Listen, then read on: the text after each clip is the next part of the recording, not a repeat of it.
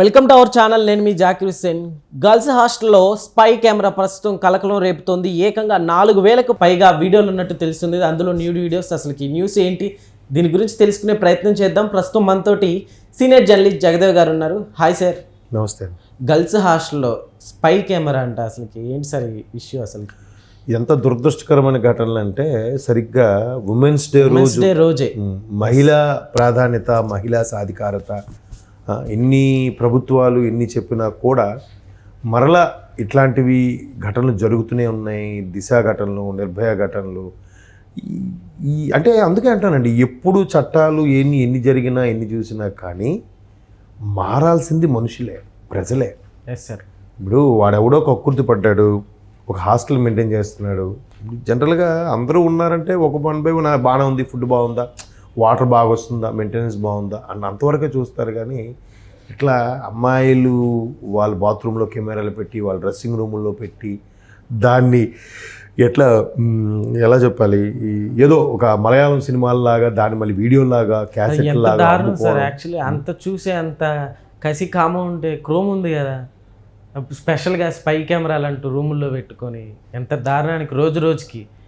అంటే ఇప్పుడు ఇక్కడికి ఎలా ఉంటుందంటే, అంటే నాకు అబ్జర్వేషన్లో నాకు కొంతమంది మిత్రులు డిపార్ట్మెంట్ సంబంధించి వాళ్ళు చెప్పిన దానికి, వాళ్ళ ఎక్స్ప్లెయిన్ చేసిన విధానం ఏమర్థమైందంటే, ఇప్పుడు హాస్టల్లో వర్కింగ్ ఉమెన్స్ హాస్టల్ ఎలా ఉంటుందంటే, చదువుకున్న వాళ్ళు ఉంటారు, హైర్ స్టడీస్, జాబ్ చేస్తున్న వాళ్ళు ఉంటారు, లేదంటే ఇక్కడే లాస్ట్ ఇయర్ ఇంకా కొద్ది రోజుల్లో వేరే ఊరు ట్రాన్స్ఫర్ అయిపోతారు, సర్లే ఈ 2 రోజులకి అక్కడికి ఎందుకు షిఫ్ట్ అవ్వడం అని చెప్పి హాస్టల్లో ఉండేవాళ్ళు ఇట్లా ఉంటారు మ్యాక్సిమం.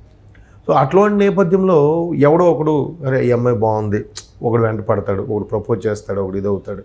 ఇట్లా ప్రపోజ్ చేసినప్పుడు ఎవరికైతే అలాంటి చెప్పి అమ్మాయిలు పట్టించుకోకుండా రిజెక్ట్ చేస్తారో, వీడి ఈ మధ్యకాలంలో కొత్త ఇదొకటి కల్చర్ వచ్చింది, యాసిడ్ పోసిడాలు, ఆ అమ్మాయి గురించి బ్యాడ్గా చెప్పడాలు, లేదంటే అమ్మాయిని రోడ్డు మీద చున్నీ పట్టుకుని లాగి ఏడిపించడాలు చాలా చూస్తున్నాం మనం.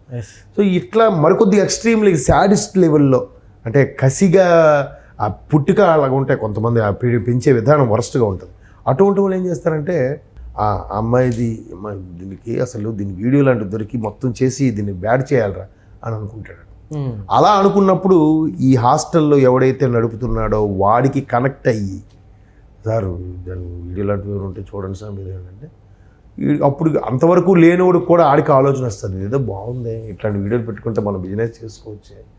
ఎందుకంటే అంతకుముందు అక్కడ అమరావతి దగ్గర కూడా ఒక హాస్టల్లో అదే జరిగింది కదా, కొన్ని వీడియోలు అమ్ముకున్నారంట కూడా, బాయ్స్ హాస్టల్కి వాళ్ళకి వీళ్ళకి. అది ఆ విషయం వల్ల కొన్నాళ్ళు కామప్ అయిపోయింది. ఎందుకు బయటికి రాలో తెలియదు. అఫ్కోర్స్ పెద్ద పెద్ద తలకాయలు ఉంటాయి, దానికి కూడా గత ప్రభుత్వ తలకాయలు ఉన్నాయని కూడా వార్తలు వచ్చాయి, కానీ ఎందుకు బయటికి తీయరు. అది ఎంత దారుణం చూడండి. అంటే ఇది ప్రతి ఒక్కరూ మైక్ పెడితే అనర్గళంగా మహిళలకు భద్రత, యాప్, షీ టీమ్స్ ఇన్ని చెప్తుంటారు, అయినా ఇవి జరుగుతున్నాయంటే అర్థం ఏంటి? ఎంత దారుణం. అంటే భయం అనేది కలగట్లేదు మనిషికి. ఏముంది, డబ్బులు ఇస్తే బెయిల్ వస్తుంది, లేదా ఇంకొక లాయర్కి డబ్బులు ఇచ్చి చేస్తే వాడు నందిని పందిని నందిగా మార్చి వాదిస్తాడు, లేదా వాయిదాల మీద వాయిదాలు మరికొద్దిగా టైం ఇవ్వడం చెప్పడము, బెయిల్ పొడిగించుకోవడము, ఇవన్నీ ఏముంది, కొన్నాళ్ళకి బయటకు వస్తాం. ఈలో సంపాదించేసుకున్నాడుగా. వాడి మీద ఎన్ని నేరారోపణ నిజమైనప్పటికీ, రుజువైనప్పటికీ వాడు ఎంత ధైర్యంగా తిరుగుతున్నాడంటే కారణం ఏంటి? కొన్ని లొసుగుల్ని పట్టుకొని డబ్బుతో మేనేజ్ చేస్తున్నాడు. దానివల్ల భయం అనేది కలగట్లేదు. ఇప్పుడు కొన్ని అరబ్ కంట్రీస్లో అయితే అట్లాంటి పనులు చేసేవాడికి భయంకరమైన పనిష్మెంట్స్ ఉంటాయి. మరి ఇక్కడ ఉన్నాయా? అంత లేకపోయినా త్వరితగతిన కేసులు ట్రీట్మెంట్ అయ్యేలా జరగాలి కదా, అవి జరగవు.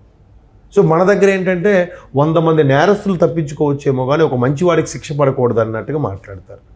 బట్ దీనివల్ల ఏమవుతుంది, మంచివాడికి శిక్ష పడుతుందో లేదో కానీ నిజంగా 100 మంది నేరస్తులు తప్పించుకుంటున్నారు.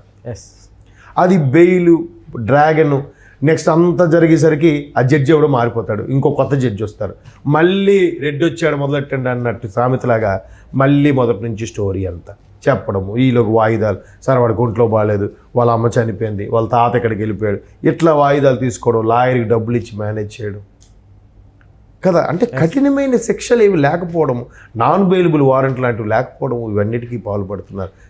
ఇలాంటివి చాలా జరిగాయి. బెంగళూరులో ఒకటి జరిగింది, ఆంధ్రప్రదేశ్లో 1-2 జరిగాయి. 2 సందర్భాల్లో జరిగాయి. రెగ్యులర్గా వినిపిస్తున్నాయి, దగ్గరగా వినిపిస్తున్నాయి.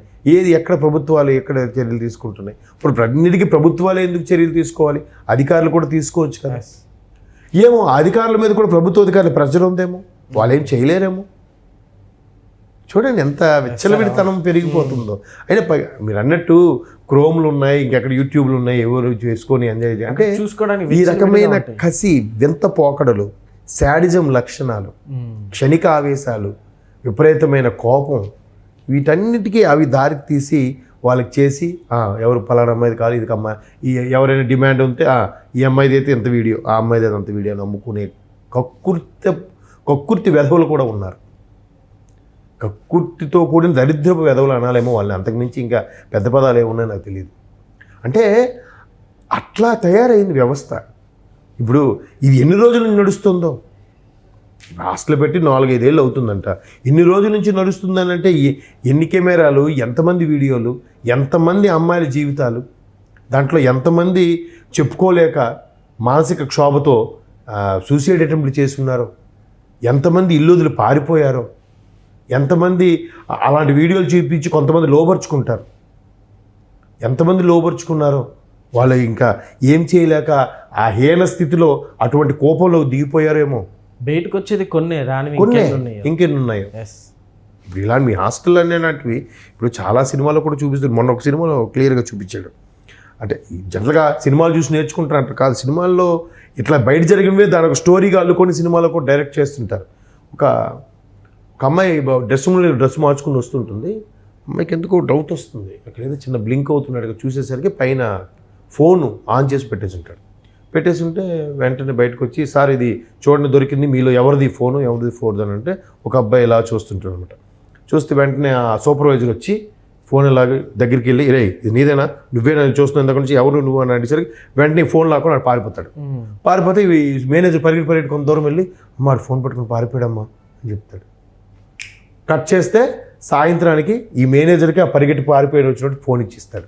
సార్ మీరు చెప్పారు కదా ఇదిగోటి ఫోన్ అని. అంటే మేనేజర్ అన్నాడు ఎదవ. దొరికింది కాబట్టి ఇట్లా కరెక్ట్గా ప్లాన్ చేసి ఒక మనిషిని పెట్టాడు. దొరకపోతే ఎన్ని వీడియోలు ఎన్ని ఉంటాయో. ఇప్పుడు ఇది కూడా అంతే. ఎగ్జాంపుల్ లొంగిపోయే వాళ్ళు కూడా ఉంటారు సార్ భయంతో. అదే అంటున్నాను, నీ వీడియోలు అలా చేస్తాం ఇలా చేస్తామని ఒక రకంగా కొంతమంది వ్యభిచార కోపంలోకి దిగిపోవడానికి కారణం ఇలాంటి వెధవల వల్లే. అవును, ఇలాంటి మీ కుటుంబాన్ని చూపిస్తాం, మేము కుటుంబాన్ని అంటే సగటు మధ్యతరగతి వాడు ఎలా ఆలోచిస్తాడంటే పరువు కోసం ప్రాణాలు ఇచ్చేస్తాడు. అయ్యో పరువు పోతుంది, తల్లిదండ్రులు తెలిస్తే ఏమవుతుంది అని ఒక్కసారి భయపడి పాపం తెలియకుండా ఈ కోపంలో దిగిపోవాల్సిన పరిస్థితి వస్తుంది. సో ఇట్లాంటి వాళ్ళకి ఏం చేయాలంటే అసలు ఏం చేస్తే మారుతుంది చెప్పండి. అంటే అలా బిహేవ్ చేసేది మనలో ఒకటే, అలా డబ్బులు ఇచ్చి మేనేజ్ చేసేది మనలో ఒకటే, అలాంటి యధవల తరపున లాయర్గా మాట్లాడి పోరాడేది కూడా మనలో ఒకటే. ఓకే, ఇంకేముంది, బెయిలు వాయిదాలు కొన్ని రోజులు అయ్యాక మర్చిపోతారు. ఎంతమంది తెలుస్తుంది? ఎక్కడో అమీన్పూర్ దగ్గర జరిగిన ఇన్సిడెంట్, కిష్టారెడ్డిపేట అంటే ఆ బీరంగూడ దగ్గర ఎక్కడో ఇన్సిడెంట్ ఎన్నాళ్ళు గుర్తుంటుంది? మనం ఇవాళ మాట్లాడుకుంటున్నాం, ఇవాళ మెయిన్ పేజీ హెడ్లైన్, రేపు 2వ పేజీ, ఎల్లుండికి లాస్ట్ పేజ్కి వెళ్తుంది, అవతల రోజు ఇంకేమో బ్రేకింగ్ న్యూస్ రాగానే అందరూ దాని మీద మర్చిపోతారు. మన అట్లీస్ట్ మీడియా మిత్రులైనా దాని మీద ఏం తీసుకున్నారు, ఏం తీసుకున్నారు ఒక స్టోరీ చేయండి. ఆ నెలలో జరిగినవి నెలాఖరులో, ఇప్పుడు ఇయర్ మొత్తం జరిగేవి 31st రాగా December 31st ఈ సంవత్సరం విజయాలు అపజయాలు ఇది ఎదుర్కొందని నేస్తారు కదా, అలాగే ఆ నెలకు సరిపోయిన ఈ నెలలో దారుణమైన ఇన్సిడెంట్ జరిగింది, దీని గురించి సరిగ్గా నెలాఖరులో 20 రోజులు అవుతుంది, నెల రోజులు అవుతుంది, ఇంతవరకు ప్రభుత్వం చర్యలు తీసుకోలేదు, పోలీసులు కూడా యాక్షన్ తీసుకోలేదు. ఒక స్టోరీ రాయండి, చేయరు. ఒకవేళ ఎవడైనా ఆవేశంగా ఇన్వెస్టిగేటివ్ జర్నలిజంతో కొంతమంది సార్ అని చెప్పిన ఎడిటర్ యాక్సెప్ట్ చేయడు, ఛానల్ వాళ్ళు యాక్సెప్ట్ చేయరు కొన్ని చోట్ల. అవి కూడా నేను చూశాను.